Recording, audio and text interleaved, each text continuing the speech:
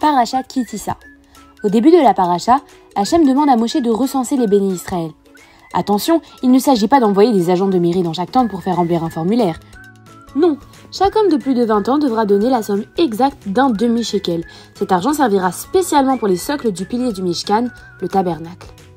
Moshe reçoit également l'ordre d'Hachem de fabriquer de l'huile d'onction, qui est composée de myrrhe, de cannelle, de joncs aromatiques et d'huile d'olive. Cette huile sert à oindre le Mishkan et tous les ustensiles le composant, ainsi qu'Aaron et ses fils, pour qu'ils puissent accomplir le service divin. Pour mener la construction du tabernacle, il faut un artisan exceptionnel. Hachem nomme lui-même Betzalel comme chef de projet. Il lui donne des compétences particulières comme la connaissance des sciences, un sens artistique et même l'inspiration divine. Il a en plus un adjoint, nommé aussi par Hachem, Aholiav. C'est justement l'occasion d'un rappel sur l'importance du Shabbat.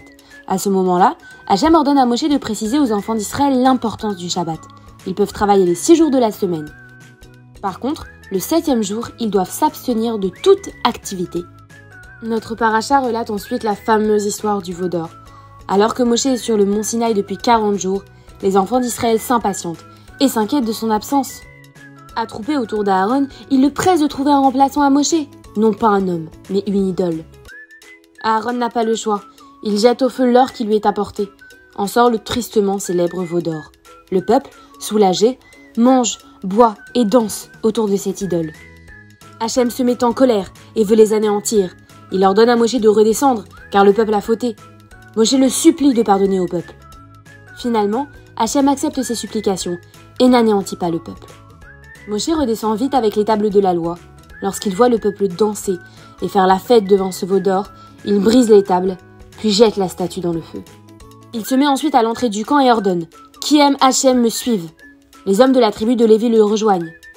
Moshe leur ordonne de châtier les responsables du veau d'or en les mettant à mort par le glaive. Ce jour-là, 3000 hommes furent mis à mort. Le lendemain, Moshe remonte sur le mont Sinaï pour demander pardon au nom du peuple durant 40 jours. Hachem accepte de ne pas punir tout de suite le peuple. Il dit même à Moshe qu'il faut conduire les enfants d'Israël vers leur destination finale, la terre de Canaan, ce pays où ruisselle le lait et le miel. Moshe reçoit l'ordre de sculpter 2 nouvelles tables de la loi. C'est à ce moment-là qu'Hachem lui enseigne alors les 13 midot de Rachamim, les attributs de miséricorde. Une sorte de formule au bienfait magique pour susciter la miséricorde divine.